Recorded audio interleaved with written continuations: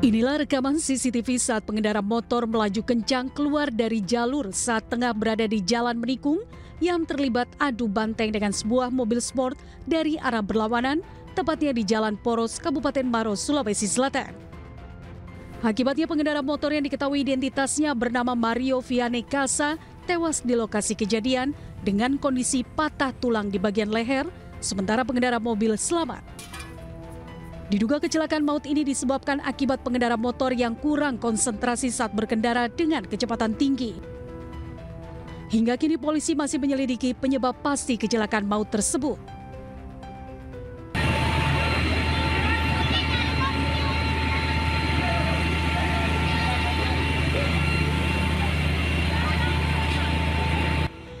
Asap hitam membumbung tinggi dari sebuah rumah mewah yang dijadikan gudang alat-alat sekolah di Jalan Aerobik, Kecamatan Ilir Barat 1, Palembang. Api yang diduga berasal dari korsleting listrik menjalar dari plafon lantai 2 rumah. Beruntung penghuni yang tidak bisa berjalan berhasil diselamatkan keluar rumah. Api dapat dipadamkan setelah warga dibantu petugas damkar berjibaku memadamkan api. Tidak ada korban jiwa dalam peristiwa kebakaran ini, sementara kerugian ditaksir hingga ratusan juta rupiah. Nah, tuh. Berarti di 12, Pak. 14, 16. Sementara rekaman CCTV memperlihatkan kobaran api membakar sebuah warung mie ayam di Jalan Dahlia, Cengkareng, Jakarta Barat. Kobaran api disertai teriakan histeris pemilik warung mie ayam ini terdengar dari lokasi kejadian. Tak lama berselang, pemilik warung mie ayam keluar menyelamatkan diri, namun ironisnya mengalami luka bakar. Sejumlah warga yang mengetahui insiden ini berjibaku memadamkan kobaran api menggunakan air dan alat pemadam ringan. Dalam peristiwa ini 2 orang mengalami luka bakar, sementara tabung gas yang menjadi pemicu kebakaran sempat dibuang ke saluran air. Peristiwa tersebut terjadi saat pergantian tabung gas ukuran 3 kg, namun di dekat pergantian tabung gas terdapat 1 buah kompor lain yang tengah digunakan untuk memasak.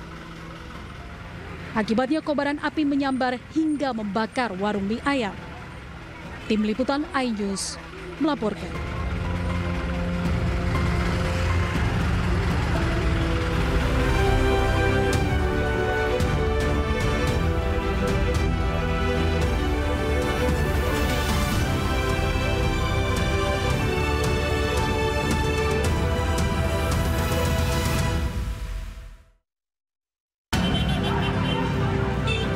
Polisi menangkap 19 orang dan mengejar 3 pelaku bersenjata dalam bentrok antar kelompok warga di kawasan Kemang, Jakarta.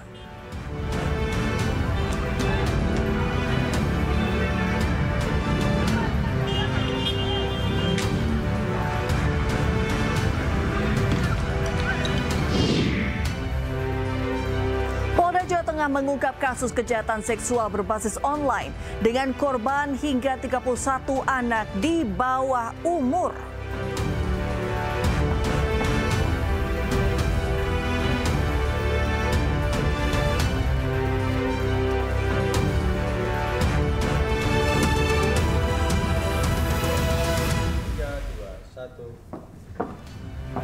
Selamat malam pemirsa, 2 kelompok pemuda bentrok di wilayah Kemang, Mampang, Jakarta Selatan diduga karena selisih paham terkait jasa penjagaan lahan. Bahkan salah satu kelompok membawa senapan. Bersama saya Reni Arumsari, inilah iNews Malam selengkapnya.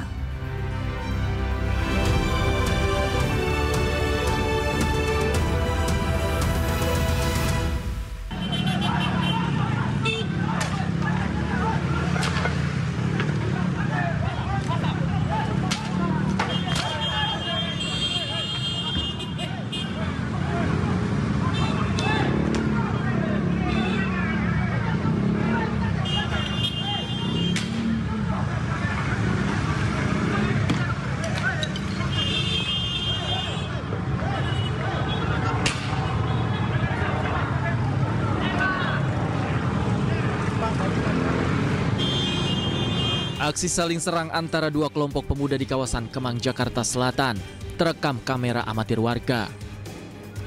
Bentrokan tersebut terjadi pada Rabu pagi, di mana aktivitas warga sedang ramai. Diduga, bentrokan terjadi akibat permasalahan penjagaan lahan kosong yang hendak dijual pemiliknya. Bentrokan pun akhirnya mereda usai kepolisian dari sektor Mampang dan Polres Metro Jakarta Selatan dibantu Polda Metro Jaya tiba di lokasi. Menurut seorang saksi, sempat terjadi saling serang antara dua kelompok tersebut hingga membuat kemacetan di sekitar lokasi. Rame lah. Rame ya? Berantem apa gimana bang abang lihat? Cuma saya ngeliat timpuk-timpukan aja situ. Timpuk-timpukan mereka? Oh, nggak tahu kasusnya apa ya? Iya, nggak tahu. Itu kejadian sekitar jam berapa bang? Berapa tadi ya? Jam 8-an ya? Jam 9. Jam 9-an ya? Iya. Oh, lalu macet dong? Macet. Untuk mengantisipasi bentrok susulan, petugas kepolisian dan TNI masih berjaga di sekitar lokasi. Dari Jakarta, Helmi Sajangbati, iNews melaporkan. Ya, polisi telah menangkap 19 orang dalam peristiwa bentrok antar dua kelompok warga di kawasan Kemang, Jakarta Selatan. Polisi juga menyebut senjata yang digunakan oleh salah satu kelompok merupakan senapan angin. Video yang tadi tersebar ya, dan juga diduga itu senapan angin. Memang tidak ada bentrok fisik ya, hanya itu lempar-lemparan. Itu yang terjadi di lokasi. Sempat kan di video amatir itu kan sempat menembaki satu tempat gitu Pak ya. Apakah ada korban atau seperti apa Pak? Sementara masih dalam penyelidikan dan untuk diduga adanya korban belum kita temukan. Langkah-langkah pihak kepolisian Pak dalam peristiwa ini Pak? Iya, sementara kita sudah amankan beberapa orang yang nanti akan kita minta keterangan. Kemudian nanti juga akan dipertemukan antara kedua belah pihak. Berapa orang Pak yang diamanin Pak? Kurang lebih ada 19. 19. Di Polres Jakarta Selatan. Di Polres Jakarta Selatan. Pemirsa, kapal yang membawa beras dan sembako tertahan di tengah laut akibat pendangkalan di alur muara Pelabuhan Pangkal Balam, Kota Pangkal Pinang, Bangka Belitung. Banyak kapal-kapal besar menunggu selama 5 hari hingga air pasang tinggi agar dapat bongkar muat. Sebanyak 7 kapal bersandar di Pelabuhan Pangkal Balam, Pangkal Pinang, Bangka Belitung tertahan di tengah laut. Hal tersebut dikarenakan alur sungai di pelabuhan mengalami pendangkalan sehingga kapal yang ingin merapat harus menunggu air laut pasang tinggi. Akibatnya banyak kapal-kapal besar harus menunggu selama 5 hari hingga air benar-benar pasang tinggi agar dapat masuk ke pelabuhan guna bongkar muat. Dampaknya berbagai muatan kapal seperti beras dan sembako tidak dapat dibongkar tepat waktu yang menyebabkan harga kebutuhan pokok melonjak sehingga menjadi salah satu pemicu tingginya inflasi di daerah Bangka Belitung. Seandainya tadi saya diizinkan, saya bisa terjun itu. Airnya hanya 1,5 meter. Kalau surutnya 80 cm. Nah, nanti jam 9 malam baru bisa air ketemu air 12. Baru ketemu air 4 meter. Sedang kapal itu 4,9 meter, hampir 5 meter. Air kita hanya paling tinggi 1,2 meter. Sudah 5 hari. Itulah kendalanya kenapa Bangka Belitung inflasinya tinggi. Harusnya bawang merah 6.000, misalnya ini bisa 9.000. Beras harusnya di bawah 10.000, bisa 14.000 karena dibeban ke rakyat semua. Pihak gubernur akan mengambil kebijakan untuk mengeruk alur muara Pangkal Balam dengan cara ditambang. Selama masa penambangan nantinya, pelabuhan bongkar muat dipindahkan ke pelabuhan Sadai Tobo Ali atau Belinyu Bangka sehingga kapal pembawa sembako dapat segera bongkar muat dan tidak terjadi kenaikan harga.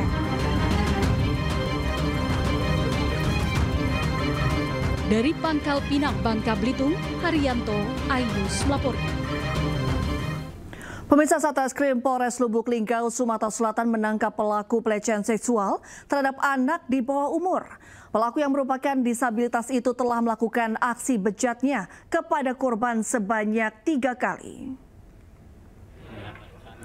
Ya, pria difabel berinisial A memperkosa anak 11 tahun di rumahnya di Lubuk Linggau, Sumatera Selatan.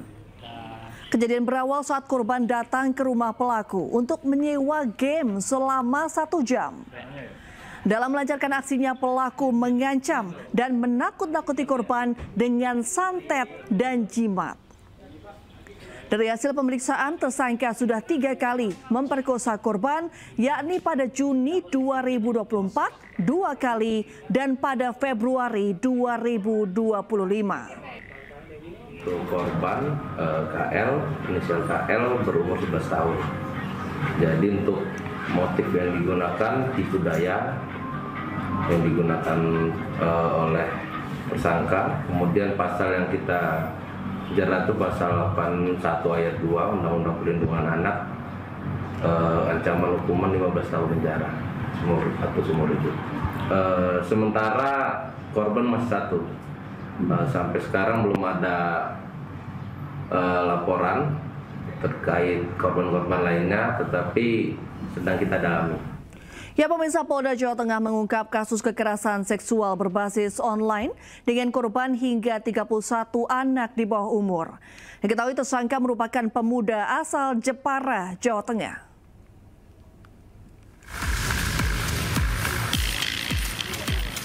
Direktorat Reserse Kriminal Umum Polda Jawa Tengah berhasil menangkap tersangka kekerasan seksual berbasis online dengan korban puluhan anak di bawah umur. Tersangka berinisial S berusia 21 tahun warga Jepara, Jawa Tengah ini dijuluki predator seks lantaran telah melakukan kekerasan seksual dengan korban mencapai 31 anak dengan rentan usia dari 12 hingga 17 tahun. Jumlah tersebut diperoleh dokumen video yang didapat dari ponsel tersangka. Korban sendiri berasal dari daerah Jepara, selebihnya dari Jawa Timur, Semarang, dan Lampung. Terungkapnya kasus ini berawal dari laporan keluarga korban. Petugas kepolisian langsung melakukan olah TKP di rumah tersangka dan mengungkapkan jumlah korban masih bisa bertambah karena dari keterangan tersangka ada dokumen video yang telah dihapus. Bagaimana pelaku ini melakukan kegiatan ini yang sedang kami perdalam, ya. Tetapi yang pasti bahwa dengan penggunaan media sosial, dia telah merayu korban-korban anak di bawah umur ini, kemudian diminta untuk buka baju dan buka segalanya. Jika tidak mau, maka akan disebarkan. Polda Jawa Tengah masih terus mendalami guna mengungkap motif tersangka, dan tersangka sendiri terjerat hukuman selama 12 tahun penjara. Dari Jepara, Jawa Tengah, Alip Sutarto, iNews melaporkan. Pemirsa, anak seorang kepala desa di Kabupaten Bogor, Jawa Barat ditangkap polisi diduga menganiaya seorang warga karena tak terima korban mengkritik orang tuanya. Lebaran sebelumnya, orang tua pelaku viral di media sosial karena aksi pungli minta THR sebesar 160 juta rupiah. Ya, tuh, samuku. Ya udah, di bawah. Ya udah, tuh, samuku. Ya udah, tuh, samuku. Tuh, apaan? Blunder banget. Viral di media sosial, seorang pemuda anak dari kepala desa Kelapa Nunggal di Kabupaten Bogor, Jawa Barat menganiaya seorang warga. Nampak pelaku dan korban terlibat cekcok yang berujung pemukulan terhadap korban.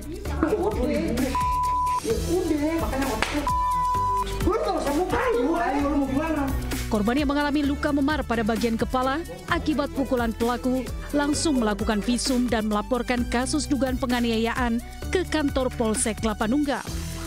Diduga penganiayaan terjadi karena pelaku tak terima korban mengkritik orang tuanya yang merupakan seorang kepala desa di media sosial. Pelaku pun langsung menghampiri rumah korban dan menganiayanya. Mengkritik soal sebenarnya bagaimana penggunaan dana di desa yang ditempati oleh pelapor sendiri. Karena ketidaksukaan itu 2 hari yang lalu, tepatnya di malam hari sekitar jam 10, itu datang ke rumahnya pelapor gitu kan, atau korban dalam hal ini. Lalu terjadi terjadi cekcok gitu dan langsung mukul 2 kali, ada di pelipis dan juga ada tamparan di kanan atau kiri, saya lupa persis. Pihak Polsek Kelapa Nunggal telah menerima laporan pelapor berinisial M dan perkaranya sampai saat ini masih kita dalami. Sebelumnya viral di media sosial Kepala Desa Kelapa Nunggal Kabupaten Bogor, Jawa Barat yang merupakan ayah dari pelaku meminta THR kepada seorang pengusaha. Dalam surat tersebut terdapat nominal beserta keterangan kepala desa untuk meminta THR. Kepala desa meminta 165 juta rupiah. Dari Kabupaten Bogor, Jawa Barat, Cahyat Supriyatna, iNews melaporkan. Ya, terima kasih Anda masih menyaksikan iNews Malam pemirsa. Pemerintah Provinsi Jawa Barat berencana menerapkan program wajib militer bagi anak-anak bermasalah, terutama yang terlibat dalam geng motor dan tawuran. Kebijakan ini diharapkan menjadi solusi tuntas untuk menangani kenakalan remaja yang kerap terjadi.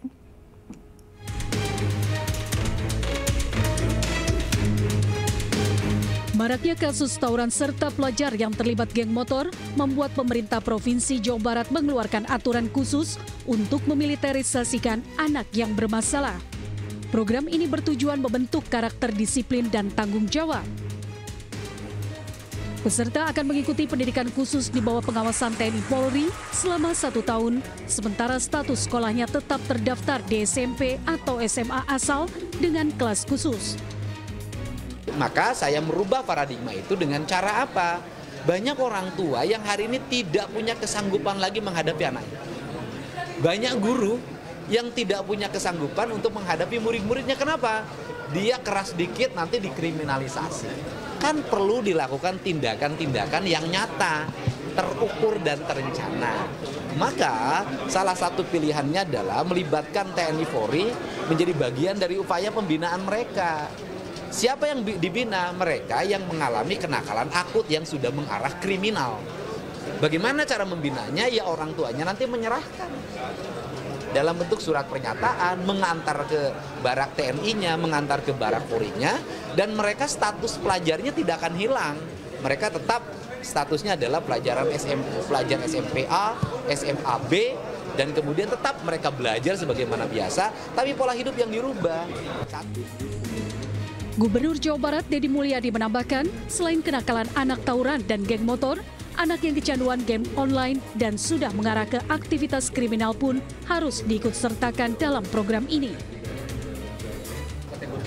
Tukang tawuran, tukang mabuk, tukang main Mobile Legend, yang kalau malam kemudian tidurnya tidak mau sore, ke orang tuanya melawan, melakukan pengancaman, di sekolahnya bikin ribut, bolos terus, dari rumah berangkat ke sekolah nggak nyampe. Kan kita semua dulu pernah gitu ya.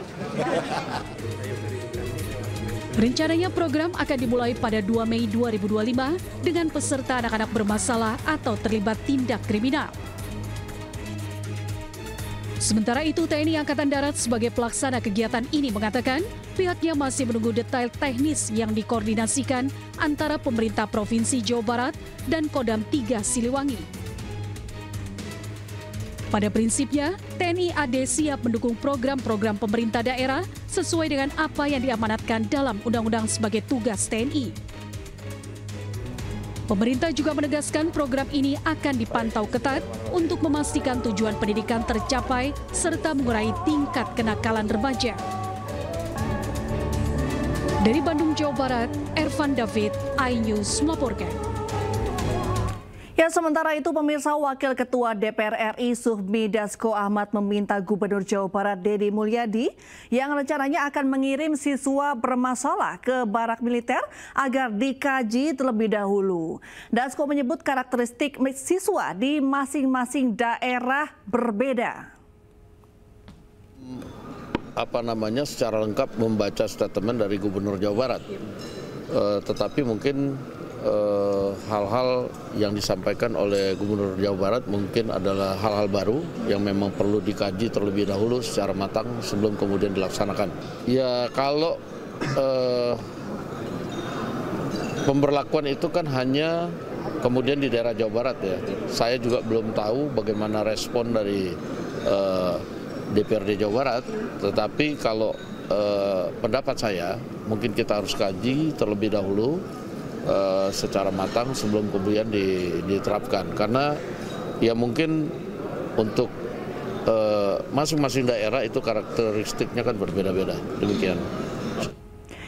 Komisi 2 DPR RI bersama para gubernur se-Indonesia mendadak jadi panggung kejutan. Bukan karena perdebatan kebijakan, namun karena sindiran Gubernur Kalimantan Timur Rudy Massud yang menyebut Gubernur Jawa Barat Deddy Mulyadi sebagai gubernur konten di hadapan menteri dan kepala daerah lainnya.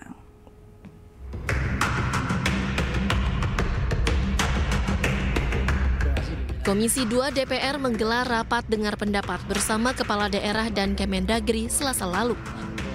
Rapat ini membahas masalah BUMD hingga mendengar evaluasi kinerja pemerintah daerah.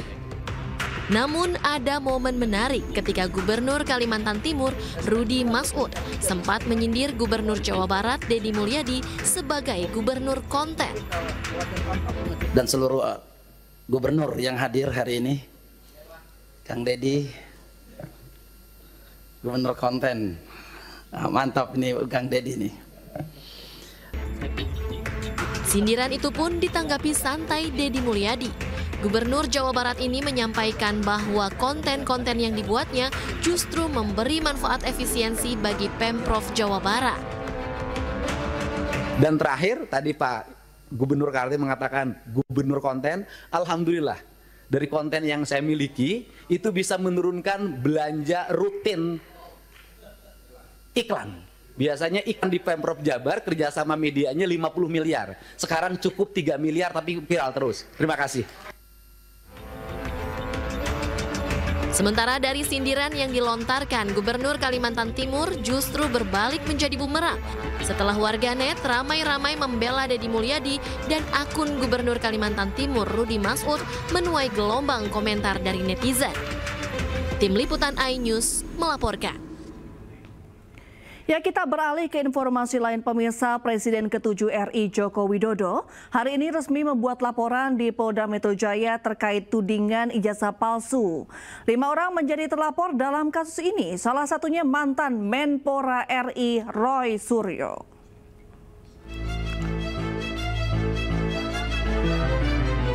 Presiden ke-7 Republik Indonesia Joko Widodo akhirnya resmi mengambil langkah hukum atas tudingan ijazah palsu yang selama ini bergulir di ruang publik. Didampingi tim kuasa hukumnya, Jokowi tiba di Polda Metro Jaya Rabu pagi untuk secara langsung membuat delik aduan terkait tudingan ijazah palsu. Total ada 5 terlapor dalam kasus ini. Di antaranya mantan Menpora Roy Suryo, ahli digital forensik Rismon Sianipar, Dr. Tifauziah Tiasuma, pemerhati politik Rizal Fadilah, serta seorang lainnya berinisial K. Kelimanya dilaporkan atas dugaan fitnah dan pencemaran nama baik melalui media elektronik. Sebetulnya masalah ringan, urusan tuduhan ijazah palsu. Tetapi memang perlu dibawa ke ranah hukum agar semuanya jelas dan gamblang. Ya, delik aduan kan, saya memang harus saya sendiri datang. Ya. Setelah ini masih di Jakarta, ini diinformasikan akan memperlihatkan ijazahnya, Pak. Bapak tadi memperlihatkan ijazahnya ya, Pak? Tadi memperlihatkan ijazah asli. Nanti ditanyakan detail kepada tim kuasa hukum. Ya. Pak, di dalam tadi ada Pak. Apanya? Ya, ditanya banyak, tanya berapa pertanyaan tadi? 35. Yeah. Masuk ada pemeriksaan. Melakukan digital forensik ke Bapak, Pak? Digital forensik Pak? Kalau diperlukan, ya silakan. Yang jelas sudah kita bawa ke ranah hukum. Ya. Pak, ini masih di Jakarta umum atau ke Solo, Pak? Ini yang dilaporkan tindak pidana umum atau sekarang masih di Jakarta. Terima kasih. Meski tudingan ijazah palsunya sudah bergulir sejak lama, Jokowi mengaku baru mengambil langkah hukum karena sudah tak lagi menjabat sebagai Presiden RI. Dari Jakarta, Tim Liputan iNews melaporkan. Ya, saat melapor ke Mapolda Metro Jaya, Joko Widodo membawa map coklat. Menurut kuasa hukumnya, Presiden ke-7 RI itu disebut telah memperlihatkan seluruh ijazah akademik miliknya kepada polisi saat membuat laporan. Iya, jadi tadi Pak Jokowi sudah memperlihatkan secara clear ijazah SD, SMP, SMA, hingga ijazah kuliahnya UGM. Semua sudah diperlihatkan kepada para penyelidik. Dan Pak Jokowi juga tegas memberitahukan kepada kami bahwa jika nanti diperlukan lagi, siap untuk mempertanggungjawabkan dan siap untuk memberikan keterangan lebih lanjut lagi jika memang diperlukan untuk keperluan penyidikan. Ya, sejumlah terlapor tudingan ijazah palsu Joko Widodo menggelar deklarasi dukungan sekaligus jumpa pers di Gedung Joang 45 Menteng, Jakarta pada Rabu siang. Para terlapor menyebut menghormati langkah Jokowi dalam membuat laporan ke Polda Metro Jaya.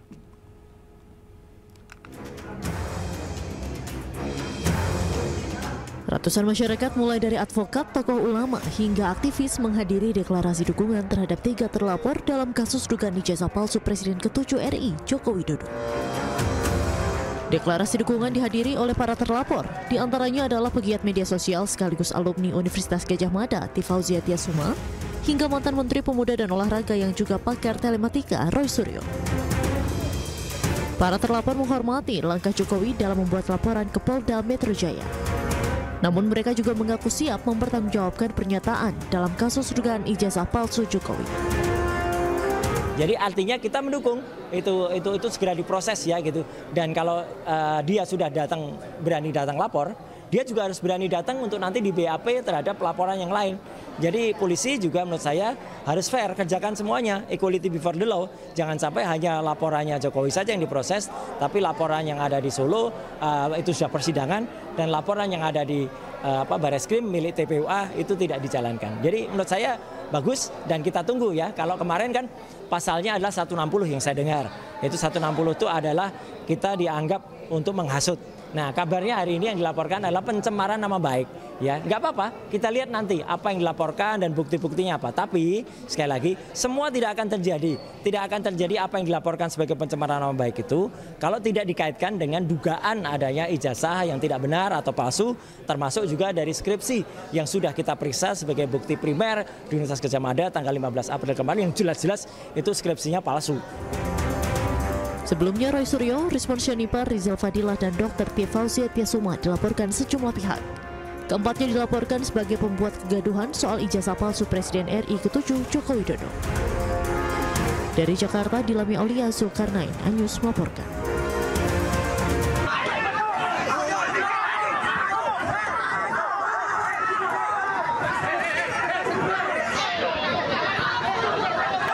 Kericuhan ini terjadi tepat di pintu masuk Mapolres Bangkalan.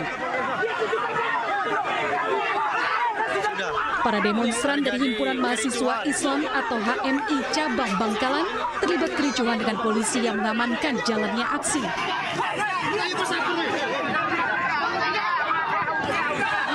Insiden berawal saat para mahasiswa ini mendesak masuk ke halaman Polres karena tak kunjung ditemui pihak kepolisian.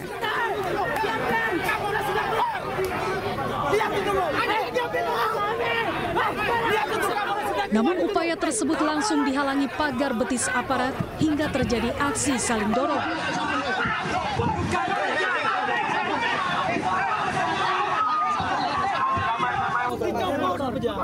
Akibat tindakan tegas aparat, 3 orang mahasiswa terluka dan pingsan.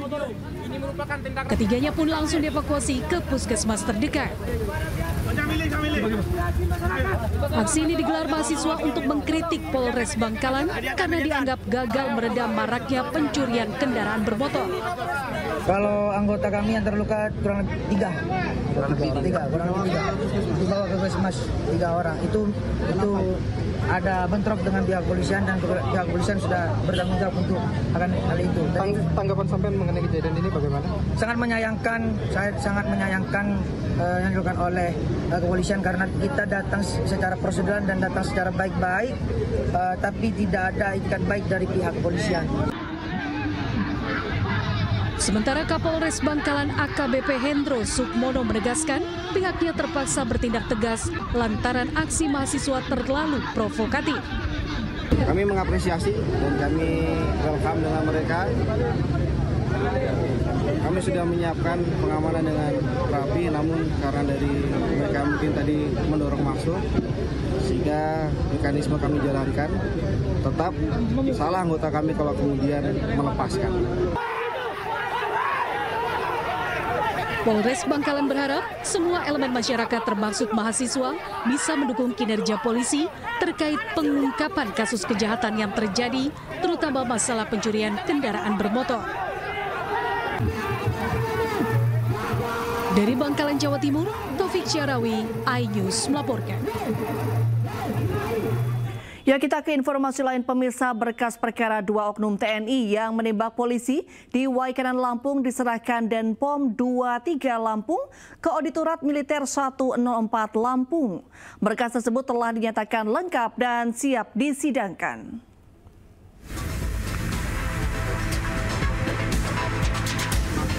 Penyidik Denpom 23 Lampung menyerahkan Kopda B dan Peltu YHL, 2 oknum prajurit TNI yang menjadi tersangka kasus gugurnya 3 anggota polisi dari Polsek Negara Batin Waikanan, Lampung saat penggerbekan arena judi sabung ayam di Lampung beberapa waktu lalu ke Auditorat Militer 105 Palembang.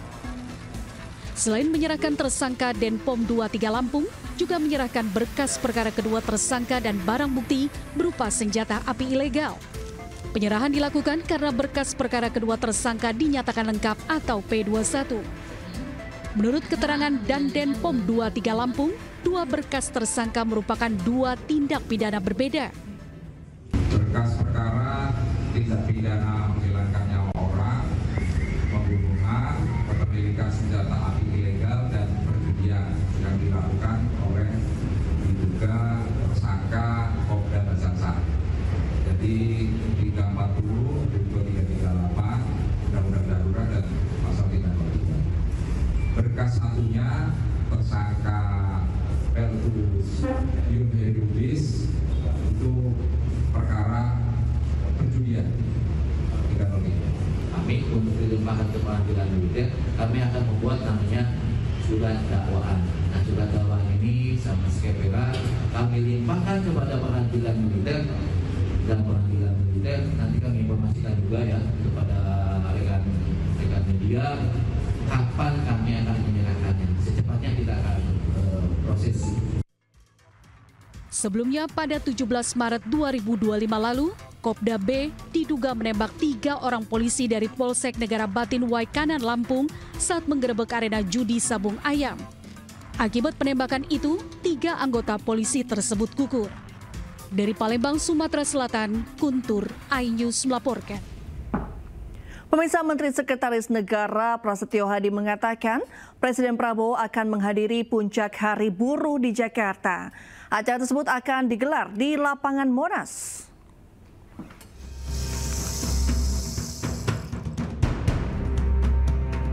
Presiden Prabowo Subianto akan menghadiri perayaan Hari Buruh Sedunia atau May Day pada 1 Mei besok. Menteri Sekretaris Negara Prasetyo Hadi mengatakan keputusan Presiden Prabowo itu dilakukan setelah Serikat Buruh mengirim undangan untuk menghadiri acara buruh. Bapak Presiden langsung merespon dengan insya Allah beliau akan hadir esok di acara peringatan Hari Buruh Internasional. Akan berpidato juga ya rencananya besok, Mas Presiden? Ya pastilah, nanti minta Menteri. Akan didampingi dengan Wapres juga nggak? Kami cek dulu ya jadwal masing-masing ya. Puncak acara buruh akan digelar di lapangan Monumen Nasional Jakarta besok. Presiden KSPI Said Iqbal mengatakan aksi tersebut akan diikuti 200.000 buruh dari berbagai daerah di Indonesia. Selain Jakarta, peringatan Hari Buruh juga akan digelar di sejumlah daerah. Tim Liputan iNews melaporkan. Pemirsa, pada hari pertama aturan yang mewajibkan ASN naik transportasi umum, Gubernur Jakarta Pramono Anung dan Wagub Jakarta Rano Karno naik transportasi umum ke Balai Kota.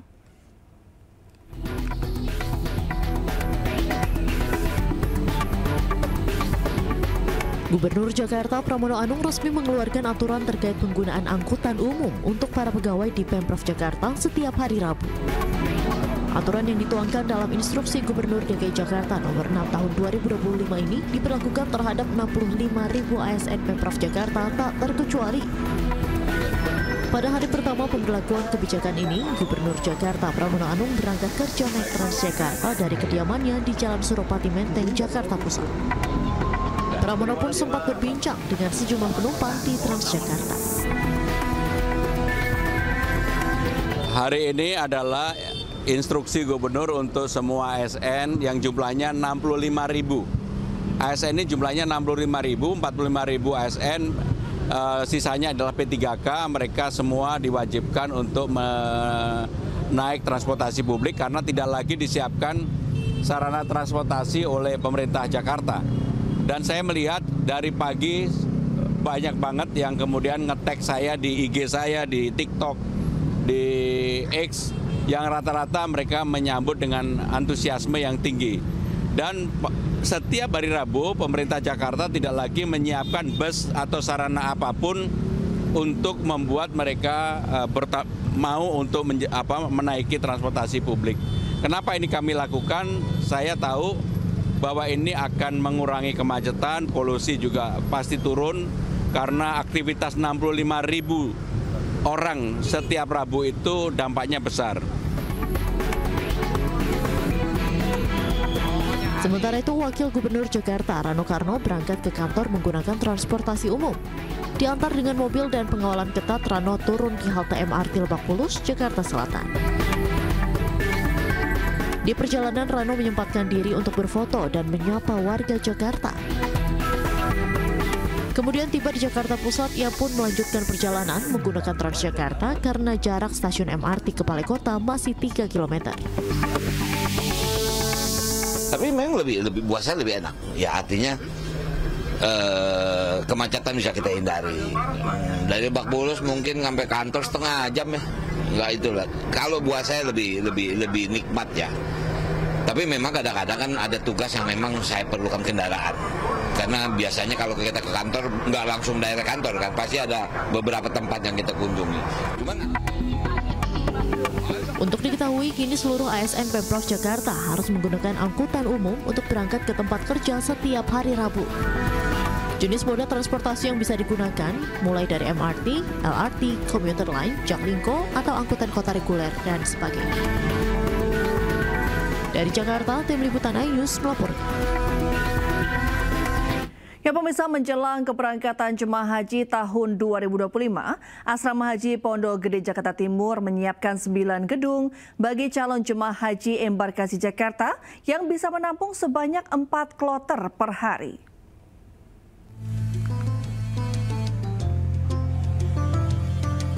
Panitia penyelenggara ibadah haji embarkasi Jakarta menyiapkan fasilitas Asrama Haji Pondok Gede Jakarta Timur bagi jemaah haji yang akan berangkat pada tahun 2025.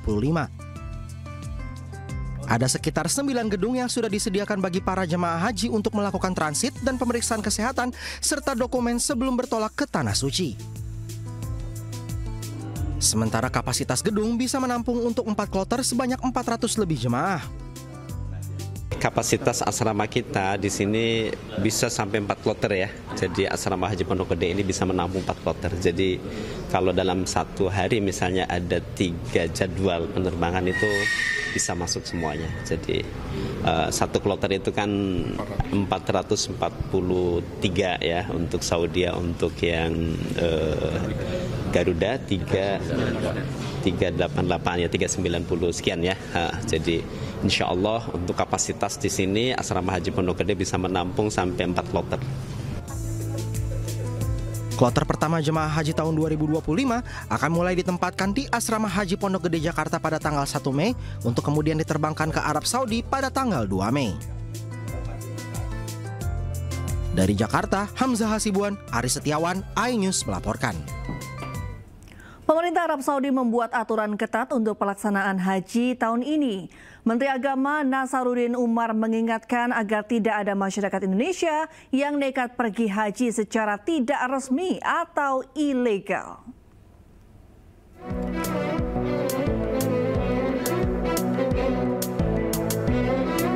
Menteri Agama Nasaruddin Umar meminta umat muslim Indonesia tidak nekat memaksakan diri pergi haji ke Arab Saudi tanpa visa haji atau visa resmi.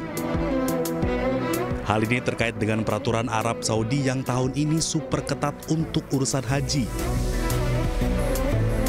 Para petugas Arab Saudi melakukan pemeriksaan visa di sejumlah titik masuk menuju Masjidil Haram. Selain itu, Menteri Agama meminta masyarakat agar tidak tergiur dengan beragam iming-iming oknum yang menjanjikan bisa berhaji tanpa visa haji. Nah, jadi inilah saya menghimbau kepada seluruh jamaah haji yang mungkin ada yang menjanjikan kamu bisa haji, lebih baik menghindari daripada nanti terlunta-lunta nasibnya di sini, ya, dioper ke sana kemari, pesawat mau pulang itu pun juga nggak ada lagi, kemudian hotel sudah penuh juga semuanya, akhirnya terlantar di sini. Jadi saya menghimbau sekali lagi jamaah haji yang mendapatkan janji-janji manis daripada oknum tertentu seperti tahun lalu beda dengan tahun ini, sangat super ketat. Jadi lebih menghindari kemudaratan yang bisa terjadi. Semua pihak harus mematuhi aturan agar tidak terlantar dan mendapat sanksi berat yang berlaku di Saudi Arabia. Dari Mekah, Arab Saudi, Gigi Irfan, iNews melaporkan.